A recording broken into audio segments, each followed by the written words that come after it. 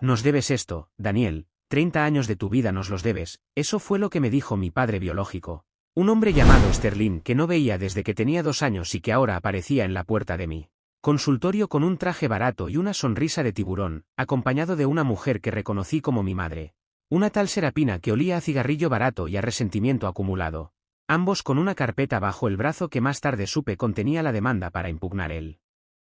testamento de mi abuela. Mi abuela, la única madre que había conocido, había muerto 3 meses atrás después de una larga lucha contra el Alzheimer, y en su testamento me había dejado la casa familiar, sus ahorros y una colección de objetos de valor que ella había atesorado durante toda su vida. Pero lo más importante, me había dejado una carta que explicaba por qué desheredaba a sus propios hijos, esos que la abandonaron cuando yo era apenas un bebé y que nunca volvieron a llamar ni siquiera para preguntar cómo estaba. Su nieto, Sterling y Serapina, que según supe después se habían enterado de la herencia por un chisme de un familiar lejano que quería hacer daño. Argumentaban que yo había manipulado a mi abuela en su estado de demencia para quedarme con todo, y que ellos, como hijos legítimos, tenían derecho a reclamar lo que por ley les correspondía. No les grité, no les cerré la puerta en la cara, solo les dije que lo discutiríamos en los tribunales, y que si realmente creían tener la razón, que hicieran lo que tuvieran que hacer, pero que no esperaran de mí ni un minuto de conversación fuera de la sala de justicia. Mi abogado, un hombre de 60 años llamado Cassian que había sido amigo de mi abuelo y que conocía la historia de la familia como pocos, recibió la demanda con una calma que me transmitió seguridad, pero también con una tristeza que no pudo ocultar cuando leyó los nombres de mis padres en el documento. Esto no es sobre dinero, Daniel, es sobre resentimiento, sobre una vida de culpas que nunca supieron procesar y que ahora quieren resolver quitándote lo único que te dejaron, me dijo mientras revisaba los papeles en su oficina llena de estanterías de madera y olía a café recién hecho. Y yo asentí porque ya lo sabía, porque había crecido escuchando historias de cómo mis padres se habían ido una noche sin dejar nota, dejando a un niño de 2 años llorando en su cuna mientras mis abuelos, ya mayores, se turnaban para cuidarme y trabajar al mismo tiempo. La estrategia de Cassian fue simple pero efectiva. Demostrar que mis abuelos habían sido mis tutores legales desde que yo era un bebé, que mis padres nunca se habían hecho cargo de mi manutención ni habían mostrado interés en mi vida, y que el testamento de mi abuela, redactado años antes de que el Alzheimer avanzara, reflejaba su voluntad libre y consciente de desheredar a quienes la habían abandonado. Para ello, necesitábamos testigos, documentos y, sobre todo, la carta que mi abuela me había dejado, donde explicaba con pelos y señales por qué tomaba esa decisión, mencionando fechas, nombres y situaciones que nadie que no viviera dentro de la familia podría conocer. La carta, que yo había leído solo una vez porque dolía demasiado, decía cosas como: Sterling y Serapina no merecen ni un centavo de lo que con tanto esfuerzo construimos tu abuelo y yo, porque cuando más los necesitamos, nos dieron la espalda, y cuando tú, siendo un niño, llorabas preguntando por tus papás, yo no podía decirte que ellos estaban viviendo su vida como si tú no existieras. Esa carta se convirtió en la pieza clave de la defensa, y Cassian la presentó como evidencia en el juicio, no sin antes advertirme que mis padres iban a intentar desacreditarla, diciendo que mi abuela ya no estaba en sus cabales cuando la escribió. La primera audiencia fue un circo de acusaciones y mentiras, con Sterling gritando que yo era un aprovechado, y Serapina llorando lágrimas de cocodrilo mientras decía que siempre quisieron volver pero mi abuela se los impedía. El juez, un hombre mayor de nombre Maddox que parecía haberlo visto todo en su carrera, les pidió pruebas de esos supuestos intentos de contacto, y ellos no pudieron presentar ninguna, ni una carta, ni una llamada registrada, ni un testigo que corroborara sus palabras. Fue entonces cuando entendí que no estaban preparados para esta pelea, que su única arma era la lástima y la manipulación, y que la verdad, aunque a veces tarda en salir a la luz, siempre termina por imponerse cuando se la deja hablar. El punto de inflexión llegó cuando presentamos el testimonio de una vecina, una mujer mayor llamada Marigold que había vivido al lado de mis abuelos durante 40 años y que recordaba perfectamente la noche en que mis padres se fueron, porque ella misma había ayudado a mi abuela a calmarme cuando yo no paraba de llorar. Vi cómo esos dos se subían a un auto con las maletas y se iban sin mirar atrás, mientras el niño quedaba en brazos de la abuela, desconsolado, dijo Marigold desde el estrado, con una voz temblorosa pero firme, y Sterling intentó desacreditarla diciendo que era una vieja chismosa, pero el juez Maddox lo cayó con un golpe de martillo y un señor, respete a la testigo. Serapina, que hasta entonces había mantenido una compostura fingida, Se derrumbó cuando le mostraron unas cartas que mi abuela le había escrito años atrás, rogándole que viniera a verme al menos para mi cumpleaños, y que ella había devuelto sin abrir, con una nota que decía no nos molestes más. Esas cartas, que mi abuela guardó en una caja de zapatos debajo de su cama, fueron el testimonio más cruel de su abandono, porque demostraban que no era que no pudieran volver, era que no querían, que preferían su libertad antes que la responsabilidad de ser padres. El juicio duró 6 meses, durante los cuales mi vida se convirtió en una montaña rusa de emociones que iban desde la rabia hasta la tristeza, pasando por una extraña sensación de liberación al ver expuestas las mentiras que habían sostenido durante décadas. Mis padres, desesperados por ganar, contrataron a un abogado particular que resultó ser un excompañero de Cassian, un tipo llamado Atlas que conocía los trucos sucios del oficio y que intentó desacreditar a todos mis testigos, incluyendo a mis propios amigos y colegas del hospital donde trabajaba como médico. Pero las pruebas eran demasiado sólidas, y el testimonio de mi abuela, a través de su carta y de los documentos que había dejado, era como un fantasma que se sentaba en la sala del juicio y señalaba con el dedo a quienes la habían abandonado. Un día, después de una sesión particularmente dura donde Serapina tuvo que admitir que no recordaba mi fecha de cumpleaños, Sterling se acercó a mí en el pasillo y me dijo, en voz baja para que nadie más escuchara, ganarás el juicio, Daniel, pero perderás algo más importante, perderás la oportunidad de conocer a tus padres, de saber de dónde vienes. Le respondí sin levantar la voz pero con una firmeza que me sorprendió, ya sé de dónde vengo. Vengo de mis abuelos, de las personas que me criaron, que me enseñaron a ser médico, que estuvieron en mi graduación mientras ustedes ni siquiera sabían qué carrera había estudiado. Ustedes no son mis padres, son donantes de esperma y óvulo con un poco de mala suerte. El veredicto llegó un lunes por la mañana, después de 2 días de deliberación que se me hicieron eternos, y cuando el juez Maddox leyó la sentencia, el mundo se detuvo por un segundo que pareció una hora. Se desestima la demanda de los señores Sterling y Serapina por falta de fundamento, y se confirma la validez del testamento de la señora Eloven, abuela del demandado, así como la legitimidad de su decisión de desheredar a sus hijos biológicos, dijo con una voz que sonó a música para mis oídos, mientras mis padres, al otro lado de la sala, se miraban con una expresión que mezclaba la derrota con una rabia contenida. Sterling intentó apelar, pero el juez le recordó que ya no había instancias superiores a las que recurrir, y que si insistía, podría enfrentar cargos por litigio de mala fe.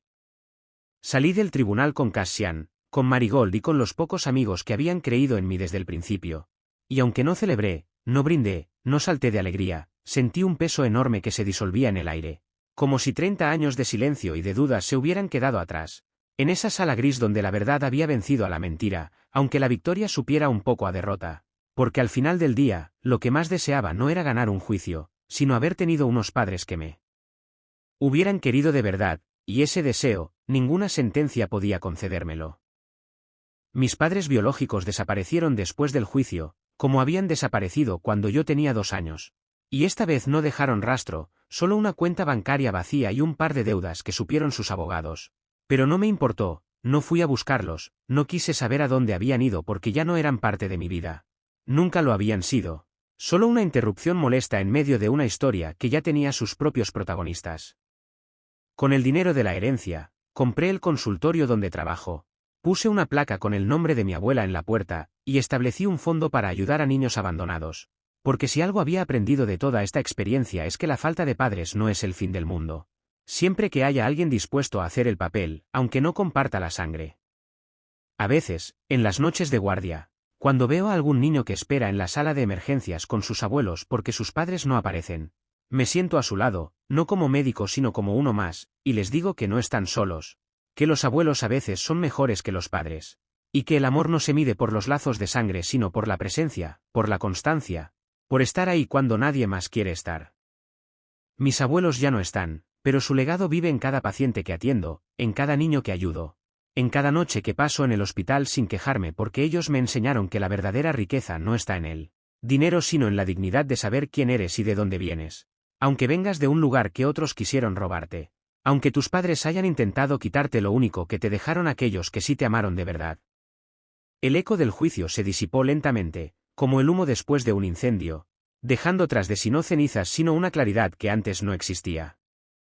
Los primeros meses fueron de una calma sospechosa, porque mi instinto me decía que mis padres biológicos no iban a rendirse tan fácilmente, y no me equivocaba. porque una tarde recibí una carta certificada de un bufete de abogados en otra ciudad, donde Sterling y Serapina anunciaban que habían iniciado un nuevo proceso, esta vez por daños emocionales, argumentando que yo y mi abuela los habíamos difamado durante años con los chismes familiares.